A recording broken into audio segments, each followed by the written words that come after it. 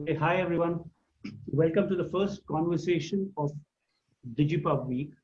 Digipub Week is part of a new format we've developed at AFAX, which is a conversation from Monday to Friday for 45 minutes in one particular space relating to marketing communication, relating to advertising, media or marketing.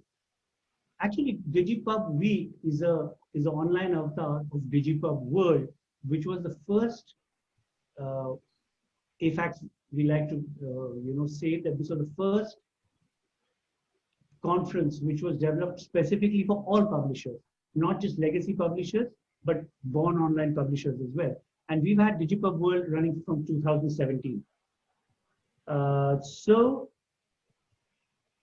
now, before I get on to the question of the day, which is the Battle of Pay, I would like to thank our presenting sponsors, AdPushUp, our cloud partner, Akamai, our tech partner, Quintype, and our session partner, Chartbeat.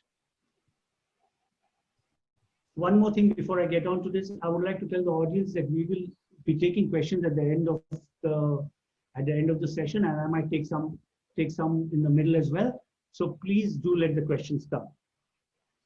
Okay, so now about pay. Today we have with us Puneet Gupta of Times Internet, Puneet Singhvi of Network 18, Ritu Kapoor of Quintillion Media, and Abhishek Marla of Chartbeat. Thank you very much, all of you, for being here. For the up to 5 years back, I mean, I've been online for a very long time, up to about 5 years back, it could be 7 years back, there was a belief that we knew ad rates were low, online ad rates were poor, but that if we could scale up our websites to a certain size, one day we would be rewarded. And that reward would be, finally stopping to lose money, maybe perhaps making a little money. All right.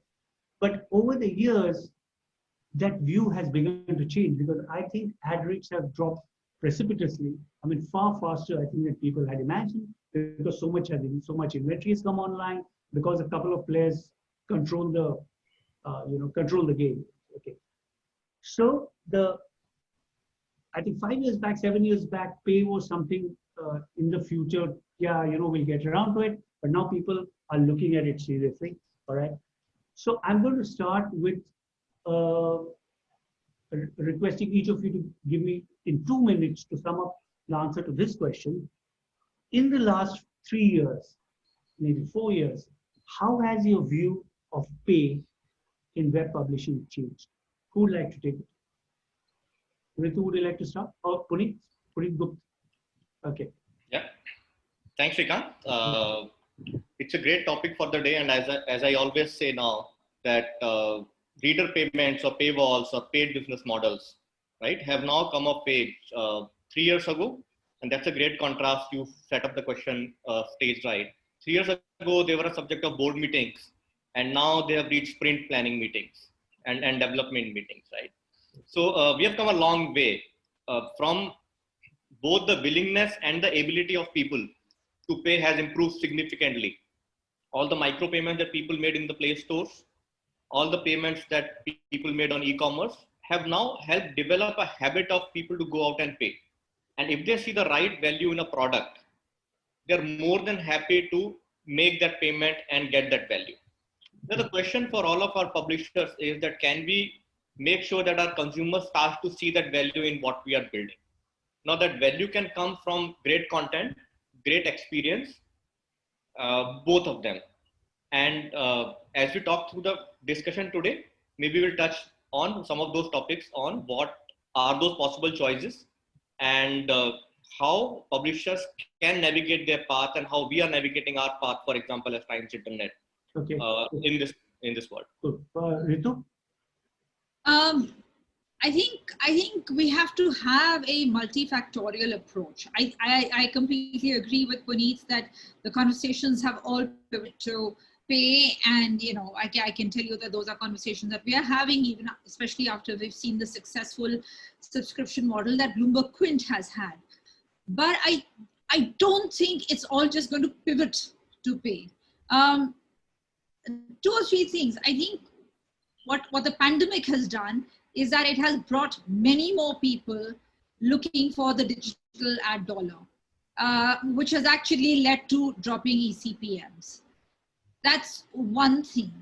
The other thing is, what does it, is it, pay is a very, very complicated process to start strategizing about.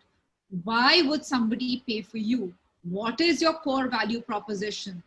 What is it that you are offering, which is so distinct, which is so unique, that somebody is going to be willing to let go of their personal data? Because it's not just about making a payment, it's also about sharing your personal data. I think there are lots of questions that we need to be asking right now, which is, what is it going to take? I mean, you can go into a lot of freemium to metered to, et cetera, et cetera, et cetera. I'll also come to that. Yeah. But the question also is, where in all of this is quality journalism?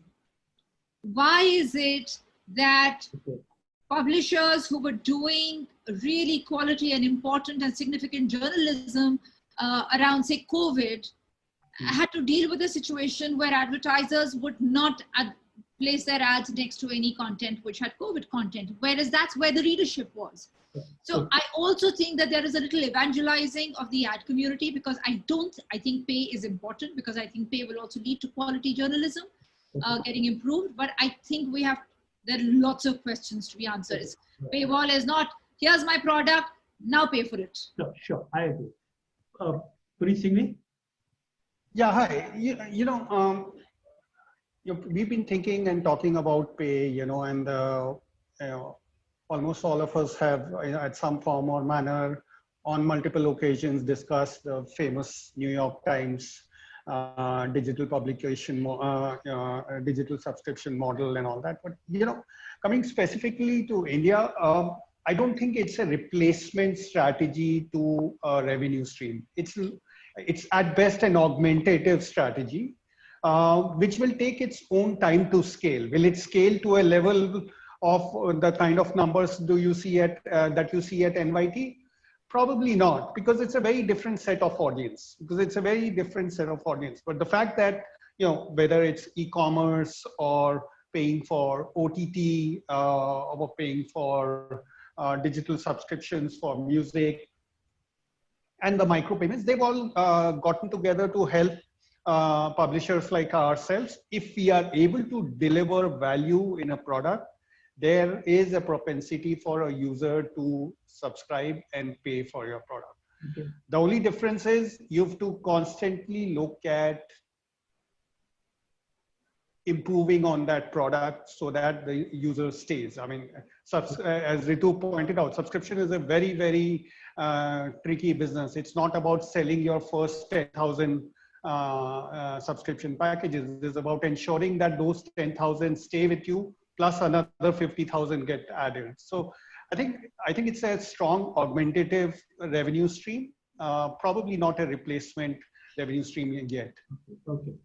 Abhishek, you could either answer the same question, or you could, since your company has a presence in many countries, if you would like, you could instead talk about how, as far as pay goes, perhaps India may be different from other countries. Yeah, so I think, for me, the way I actually see it, in fact, I was also going to add that. So one of the core that we have at Chartbeat is the fact that we are very focused towards content, as well as creating meaningful stories.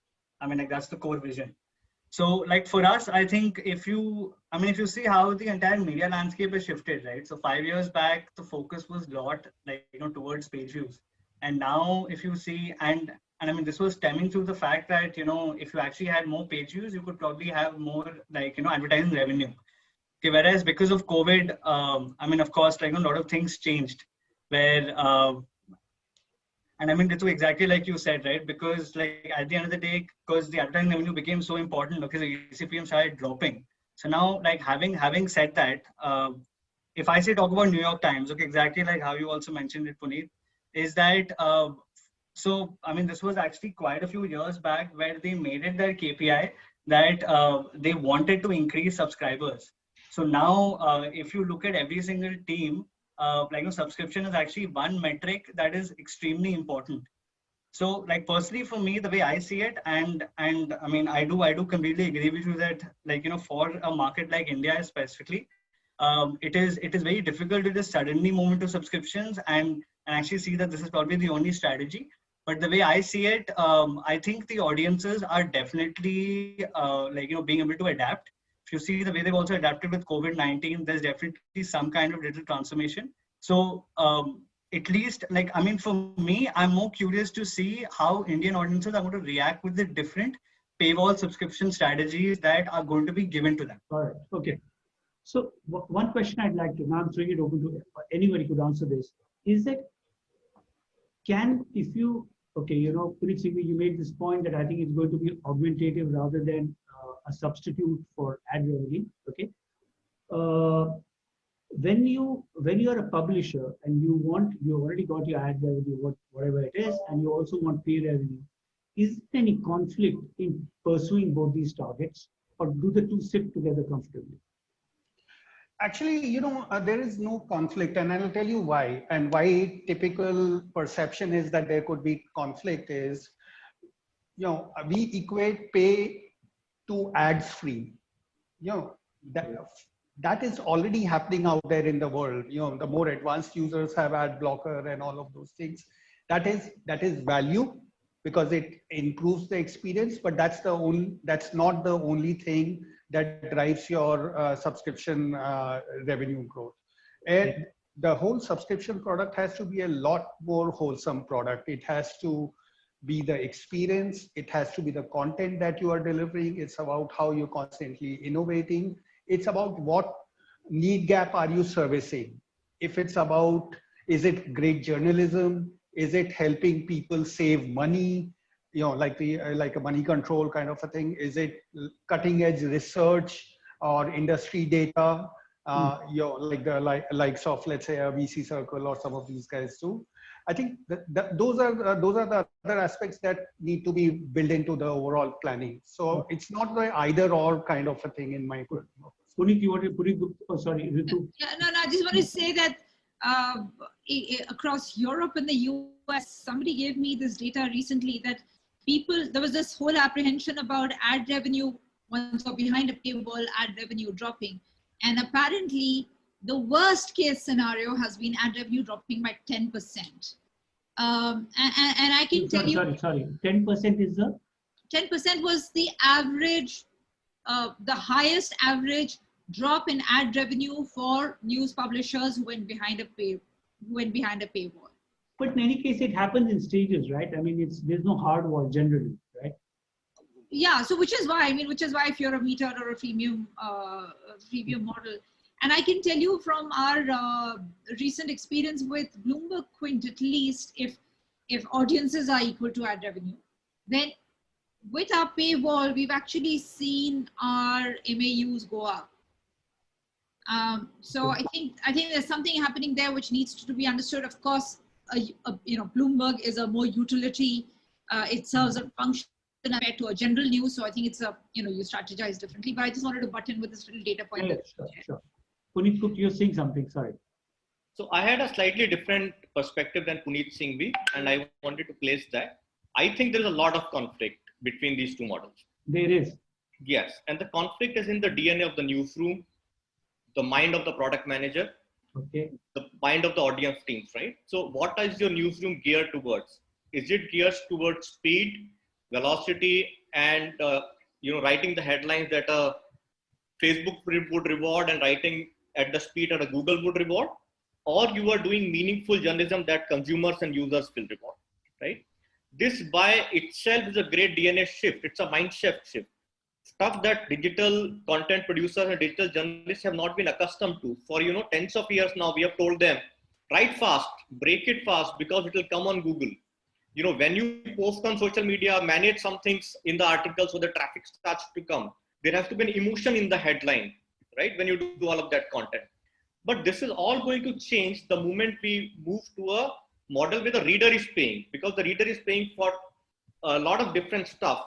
Reader is not paying because we will build traffic. Reader is paying because reader will give great content to consume. Okay. Second point I want to make it's the product teams as well. are you optimizing your sites for loading fast, or you're optimizing for conversion funnel of the paywall, right?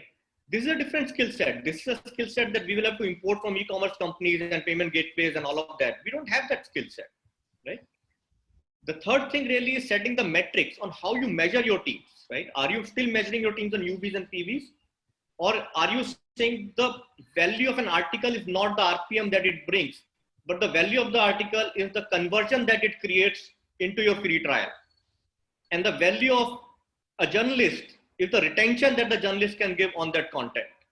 So it's a big paradigm change, and it can't just go with the same flow, right? Okay, very interesting point. Abhishek, tell me something. You, you guys do a fair amount of research as well. We have went to your site. You have anything on when a reader comes via, or a viewer, he or she comes via, say, search as opposed to social media, what is the likelihood?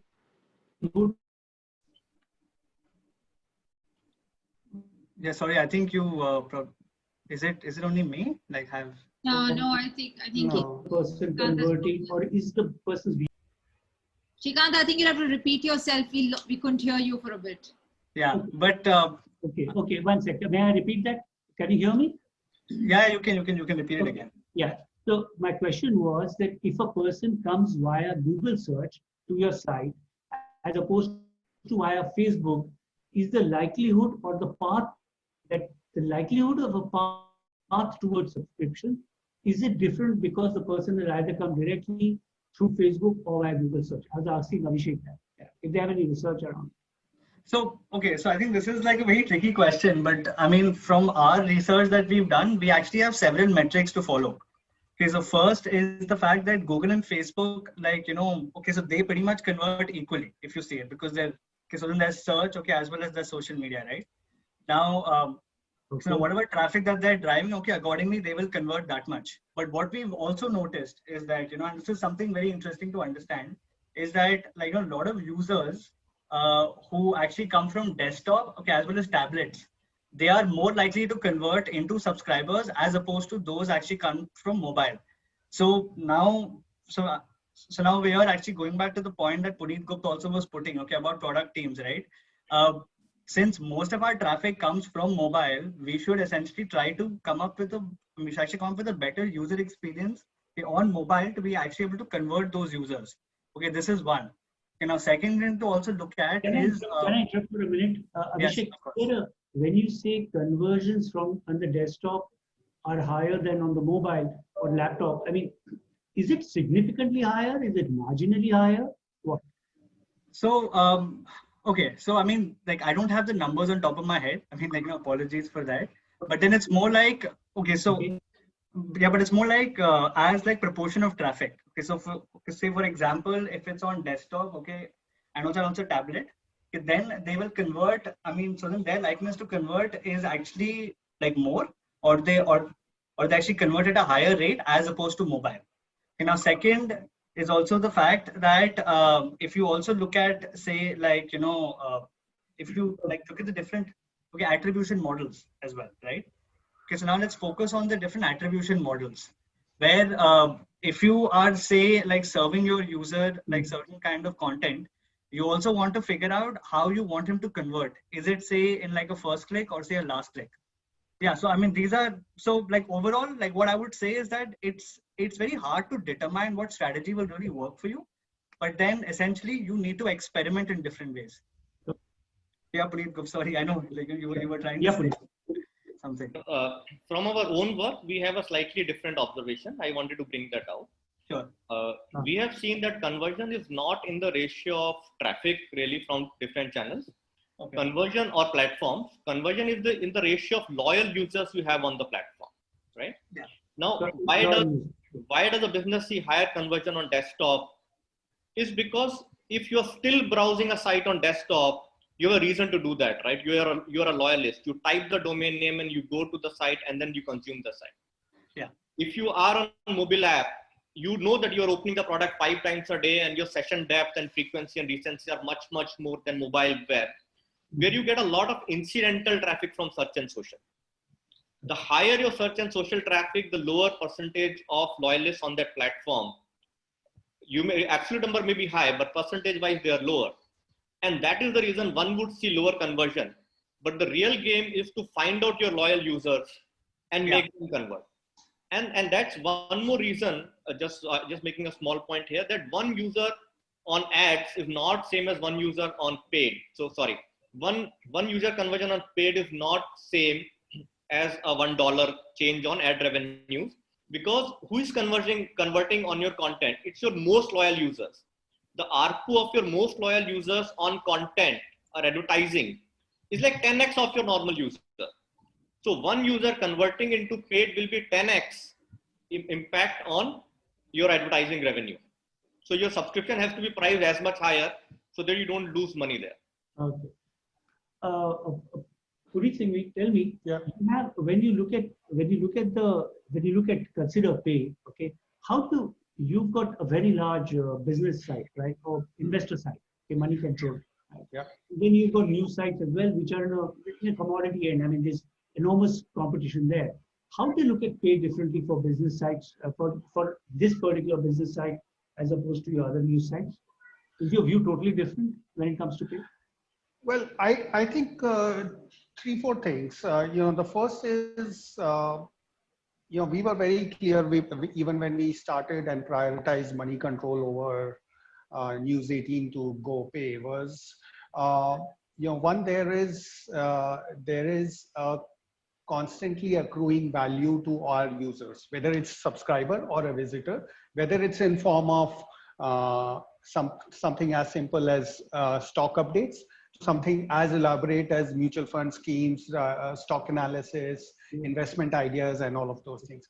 All of these typically resonate very, very well with our user, and it made sense to fine tune them, add value, add another layer of data and insights and all of that, and get users to start paying for it.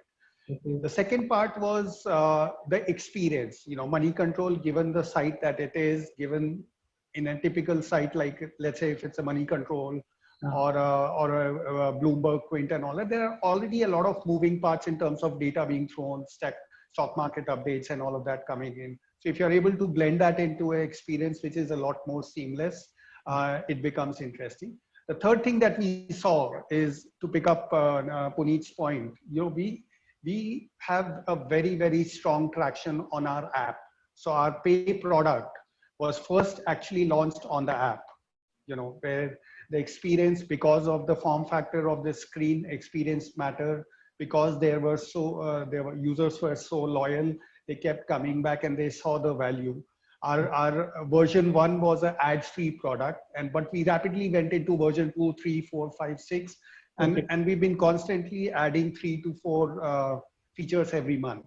So it was fairly straightforward. News became a little challenging because just like most of the news publishers, we were also in the breaking news, covering news analysis and all that, mostly commodity. So to differentiate that requires a fairly different set of skill set, more on the journalism side and all that, which over a time we've been working on building, and then maybe at some stage we'll look at News 18 also. Okay. Ritu, your brand is by far the youngest, right? Many of the, like the other two Puneets, they have brands which have been around for a very long time, right? So do you find yourself at a disadvantage when it comes to pay? Because you're 5 years old, right? Yeah, I think we're yet to find that out about the Quint. Bloomberg Quint, because like I said, because it is a niche product with a premium audience, which has a propensity to pay to begin with. I think, see, we're still trying to figure it out. Okay. We currently only have a membership model, which means there is absolutely nothing behind the paywall. But what that is pushing us, and the other thing that we've done is we moved away from commodity news. We don't even subscribe to any of the wires anymore. We don't do any of that because our entire focus is now on enterprise original journalism.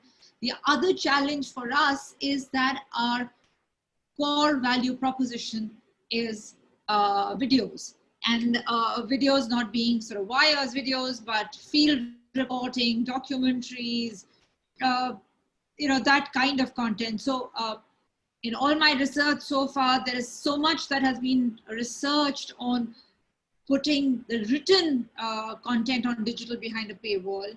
But if your core proposition value is videos, what are your challenges? Because, now the thing is that you may have a huge reach on YouTube, but what does a large number of people consuming you really mean? Really mean, the point that Puneet Gupta brought up, really mean when it comes to getting them to pay for the content. Okay. Yeah. But what the membership experience and a very deep engagement with our members has shown us is every time you do quality journalism or one that there is a huge response. There is a substantial. When you say huge response, what do you mean? Well, it doesn't necessarily convert into tons of money coming into us right now. But for instance, we did a story just recently of a video of a blind couple whose entire life had, they have a 4-year-old, their entire business is about, selling things in trains, which is a touch thing. And touch is a huge issue now in the time of COVID and how they are. Within 3 days, without us asking for it, 8 lakh rupees came in for that couple. So the kind of what the membership model has been as the primer for us is what kind of journalism, because I think what we have to be very clear is if everyone's doing the same kind of journalism, God knows who's going to be loyal enough to pay for whom. So I think that has been important. And I think the other thing is we are very participatory. Our fact checking is very participatory. There's people send us stories to be fact checked. We have a citizen journalism platform. We're finding that you've got to get in. One is, of course, looking at the funnel and looking at the loyal users and, but then there is also the question of what will happen when the funnel flattens? What will happen when, you've exhausted your loyal consumers? So those are some of the questions that are tough to answer.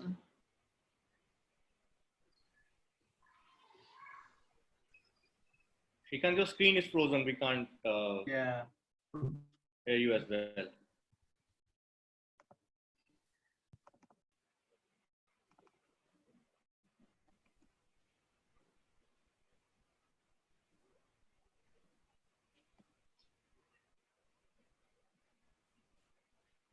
Can you hear me now?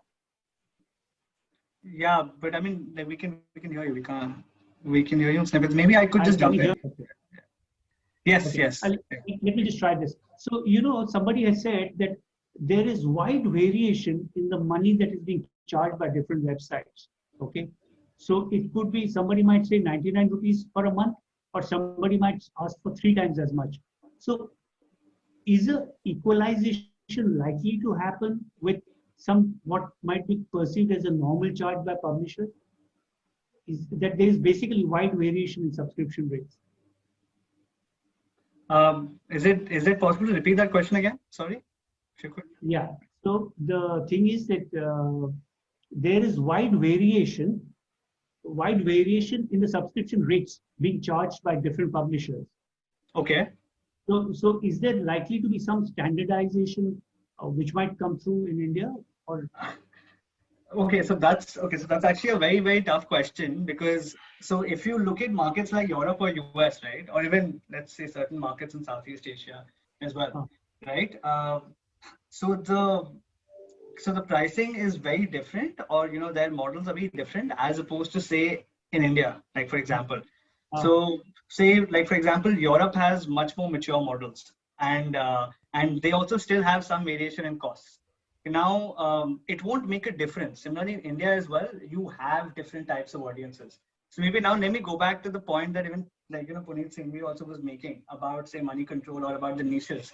So if you look at certain sites like, which are sports or say like, next talk related or say more business related, they will have more loyal audiences. They will also have higher recirculation rates. I mean, that is something that we've also noticed. Now, like similarly, if you also look at, I mean, just like how Ritu also mentioned about like video, right? So now, like, video consumption is 2x more than say someone actually consuming content. and in terms of like I mean in terms of also like engaged time, it is actually a lot more. So you can't really determine a particular pricing model, but this again this again actually goes back to the same point that even Puneet made about your loyal audiences, about also the fact that or say also about engagement. So then depending on the kind of content that you're serving, depending on what you're giving your audiences, you have to accordingly like price it.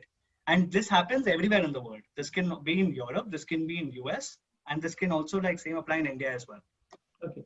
So, but somebody has a question for Puneet Gup, saying that the Economist charges, I don't know, I don't think this figure is correct. The Economist charges 989. The Atlantic is, I think, 8. The Athletic is charged at 820. What would it take, Economic Times or CricBuzz, to charge a premium like that? By the way, Economic Times. Yeah, please go ahead. I'm saying the price at which a product is offered is a function of multiple things, right? A is the cost, B is the value perception, right? So put them together and then you have a price discovery. So just to answer the first part of your question that you had asked earlier, the price of content products will be as different as the price for all of the eCPM products that we had.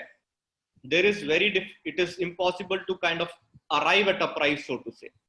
But then what we can arrive at is the size of the market of paying customers. That's fairly easy, right?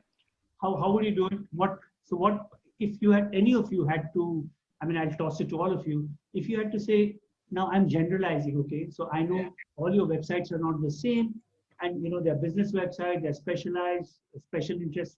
I mean, just for a minute, if you had to say 1 million people visit a site, okay, and then you can give me a ballpark figure, okay?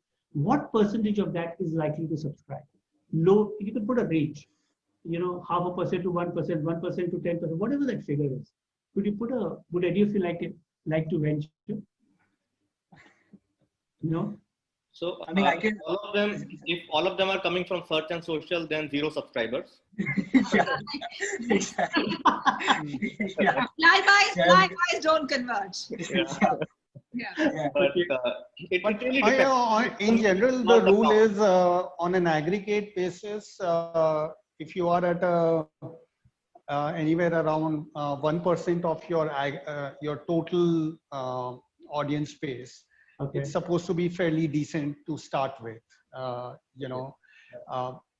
You translate that into revenue. Revenue can be anywhere. If you are a double-digit revenue of your overall bucket, from a market like India, it is an interesting progress. I mean, it's very different in some of the other markets. There's one more question which is very interesting. I think sorry, I'm butting in, Srikanth, but I think the other thing to think about is, yes, once you've flattened your, you've exhausted your loyal, high-paying users, is the whole challenge of cost of acquisition versus the cost of retention. So it's not just a question of how many paid to begin with, but how many stayed and what that cost was. I think it's so important for us to keep, especially now in the time of cost. It's all about controlling your costs, right? So somebody has asked a very interesting question. Anybody of you could take it. He or she says, because it says anonymous attendee, forget the money for a minute. Is there a certain type of person who pays? And what is that type? I wish you all knew, of course, but still. So yes, there is, right? And to each product, that type is going to vary. The person who is going to, and that's how you create your product and core value proposition, right? It's about a product market fit for your reader payment product. The product market fit for money control could be like N articles, 5 stock calls, 3 mutual fund, X-rays, for example. The right product market fit for Quint and TOI could be different from the right product market fit for money control. So you just have to go out and find your product market fit for this. All right. Also, there is now a deeper dive into what they're calling interest segmentation, which is that you are now looking at your paying, the propensity to pay or your likely payer, deeper dive into interest segmentation. Now, for instance, if we were to go back to NYT, how many of their paying subscribers came via cooking and crossword, and how many came via opinion versus how many came via investigative reporting? So I think there's a lot there. Sure.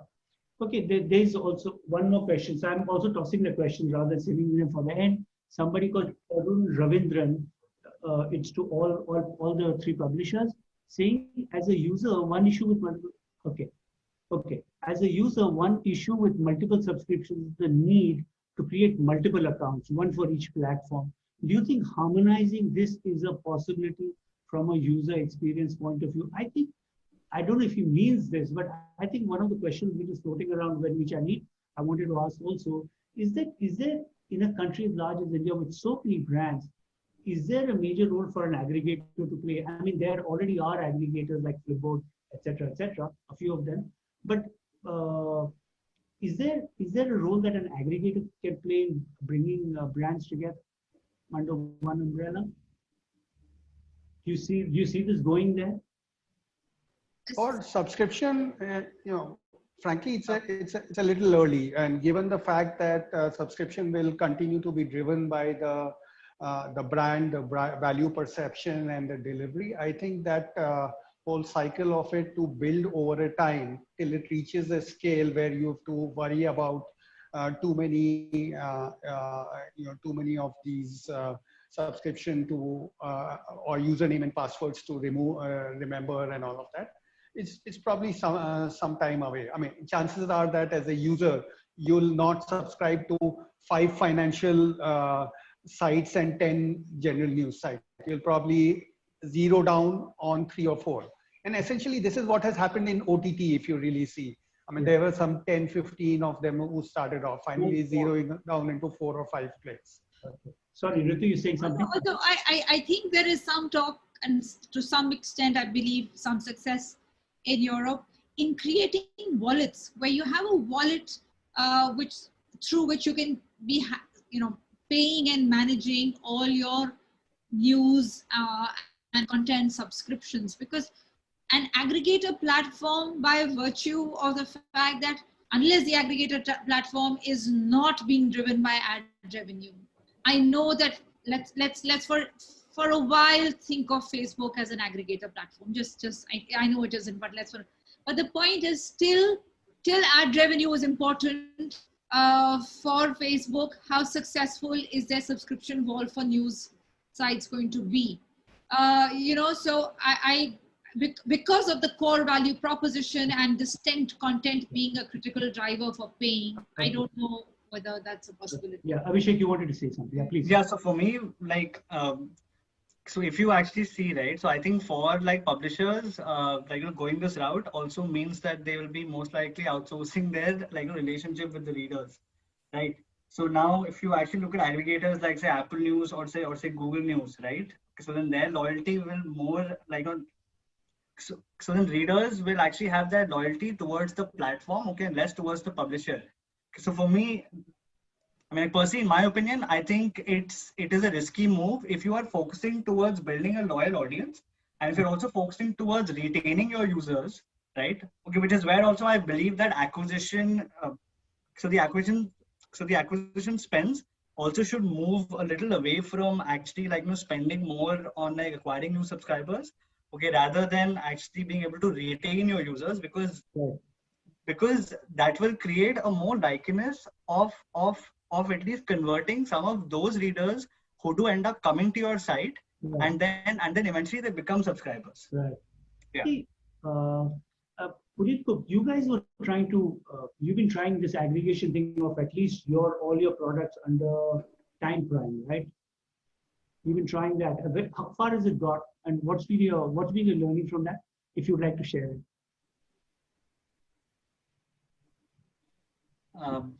Our approach, at least to a bunch of our products, has been to aggregate and simplify, because we are a multi-product company. Right. And if tomorrow I were to have 10 different paywall products, it creates a confusion in the mind of the user as well, right? So just to simplify and bring a collective or a unified offering, we have a product called Times Prime, which is a content and lifestyle membership kind of a product. So it's not just content, it's not just paywall, but if you buy into Times Prime, you will also get storage from Google, for example, or a membership from CureFit or a FitPass and discounts on Uber. So we think a product like that works right now in a general content kind of space. Right. On niche content space like a ET, we have a dedicated product called ET Prime. Frankly, we are experimenting at both these steps, and we are still building out our learnings. We are on Times Prime and any of the products that's kind of evolved inside Times Prime. We have slightly more than a 2 million user base of paying customers right now. But then it's across the entire spectrum, so to say, right, on Times Prime. Okay. So, there was a point that I think either it was Puneet Singh or Abhishek Mandla, one of you mentioned this thing about the app. What is the role of the app in the path to subscription? Ritu, do you have an app? Or you have you've decided against it, right? Or do you have an app? We have an app, but it's not a priority for us. We're largely on mobile web. Okay, yeah, because I think now with progressive web app, I think at least as far as general news sites are concerned, people are going to worry about their mobile phone data and not be.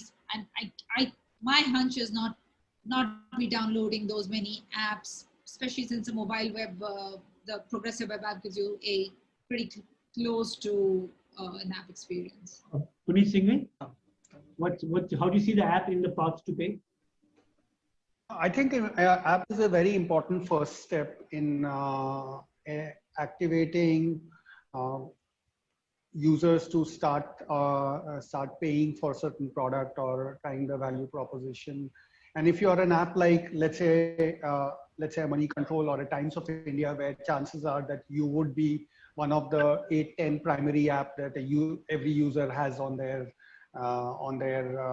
phones, you've taken care of intent, you've taken care of loyalty, you've taken care of frequency of use, and then you can try out new avenues, new products, and new sort of improvements, and start giving them that flavor, and they'll convert faster. Typically, as I said, as we discussed, large part of web traffic, whether it's mobile web or desktop, is lateral. It's coming from either from Facebook or from affiliate or from search. And to convert that is a lot difficult. App in that sense is an ecosystem which is you and your user. It's a very one-to-one ecosystem which gives you that much more flexibility to try out things and higher chances of conversion. Okay. Abhishek, there's a question for you. Saying, is Chartbeat, this must be I will show some regional publisher. She says that is Chartbeat looking at providing affordable solutions to the hyperlocal news publication mushrooming in places like Ranchi or Jhansi, who do 1 million sessions a month? Yeah, of course. I mean, this is a lovely question. So thank you for asking the question. Yeah, so we work with publishers all across the world. In fact, we actually work with a lot of small publishers as well. So like, and in fact, this year, like specifically, we are really focused towards publishers in India as well, and to find ways that we could work with them in like very affordable rates per se. So this could be, say, like publishers and also local, so these can be vernacular publishers, these can be national publishers, but this is something that we are like also heavily investing in now, especially for the Asia region, and also really looking at India. Okay. Yeah. All right. Does anybody, by the way, sorry, please go ahead. Yeah, sorry. So I actually had a point regarding the app. So if we actually again have to go back to say mobile app conversion. So then according to our study, we've seen that the kind of users that we've seen on mobile apps, they are really those loyal users. Okay, because these are the ones who are always spending time, really consuming your content. In fact, like our studies show that app users actually visit 5x more times than also desktop users. So so then app is like a very good strategy to actually like be able to build a subscription base. I think the only thing that should also be accounted for here is again going back to the point of attribution, or like or like coming up with a zero friction strategy where if you're if you're at least like so if you do have an app, if you have a loyal audience, what can you give him that he can very easily actually subscribe to you? Okay, good. Okay, I think we've kind of run out of time, but just a couple of things. There's a question from somebody called Beast Region saying that what do you think, have micro payments worked in India, paying $5-10 for an article? By the way, I paid a crazy amounts of money on Bloomberg Quint sometimes to read one particular article. I can't remember, but something really enormous. But I remember paying few of this. So this gentleman is asking, haven't micropayments worked in India, paying for specific articles, 5, 10, 15 bucks? Has it been tried or not really? It's not worth it. Yeah, I can tell you that it's doing very well for Bloomberg Quint, but I don't think it's a long-term strategy, because then you're pushing your user away from being a long-term subscriber to being a bouncer, bouncing off with one article. So Srikanth, don't just do micropayments. Come to Bloomberg Quint and become a Right. Okay, all right. Okay, but I think one last question I have for all of you, which is each of you, okay? 3 to 5 years from now, what will be the share of pay in your respective companies? How much do you think, let's say 3 years, 5 years is too far to imagine, but especially in a year like this, 3 years from now, how much do you think, or do you wish, you can answer either of those questions, pay would contribute to your business? Who would like to start? Nobody start. 60-40 is a good number in my mind. 60 being? 60 would still be advertising and 40 would be user payments. But now when you're talking about times, you're talking about your company, are you talking about the legacy? I mean, are you talking about ET, TOI, Maharashtra Times, etc.? You're not talking about MX Player, Ghana, etc., right? We are talking about any kind of user making a payment to Times Internet Limited. So the way I look at it is this, right? Let's say fast forward to FY25. I believe we'll have about 25 million users paying something or the other for content. And if I average it out to $400, that's 1,000 crore market. At the same time, your ad market is going to be 50,000 crores. Obviously, in the ad market, there will be the duopoly that takes away a large part of it. I know. But hardly that account and split that, the ratio of most publishers is going to be slightly more or less than the ratio of the market size. Repeat that, I didn't get it. The ratio of publisher will be? So FY25, the advertising market, digital advertising market is going to be about 50,000 crores, right? Right. And based on whatever you believe in, right? So let's say I believe that about 25 million users would be paying about $400 a month on an average for content. Across India. Across India, right? Someone may be paying at $3,000, someone may be paying at $90, right? Okay. So that makes it a 1,000 crore market. All right.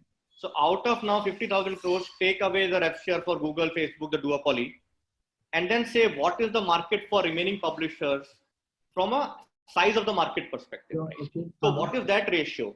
And the ratio of individual publishers could be more or less aligned to that ratio, slightly more, slightly less, right? If you're a newborn digital bond where you don't have a lot of traditional revenues to defend, you will be aggressive on the user payment side, right? If you have a large ad revenue, that will continue because we don't want to sacrifice that revenue, but build a new revenue line. Just to make one more point to add, right? Ritu made a point that when loyal users start to plateau. And that is the reason there is a need to still open a bunch of your content for new users, because the new users become loyal users and your loyal users become your paid users. Puneet, I don't understand the maths unless I've missed something. If this thing adds up to 1,000 crore and advertising is 50,000 crore, and then you take away Google, Facebook, I don't know how much you want to take away, how does it become 40, 60? So, and this is again not adding the music and the other stuff, right? So this is only purely content kind of a calculation. Okay. Yeah.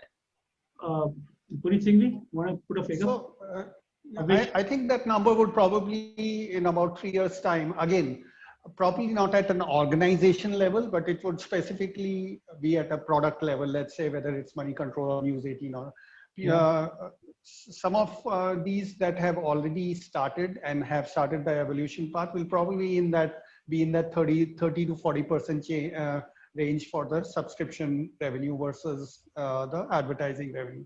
It's not too different from what Puneet talked about, but only difference being it's more a product level thing. Sure. Ritu? I'd say about 25 to 30% for a small publisher like us. Wow. Fantastic. That is if we get both the strategy, content strategy, and the tech, the ease of transaction. I think that's critical. Great. I think this has really been Abhishek. Anything you'd like to say to those figures? Yeah, I mean, no comment on those figures, but I think for us, we're of course on the technology side of things, because for us the answer is 100%. I like that. So yeah, and I mean, for us, because we're in insights in, because we're in insights too, as well as a news research organization as well. So then we want to continue providing our value to the publishers and of course help them, work with them with whatever metric that's most valuable for them.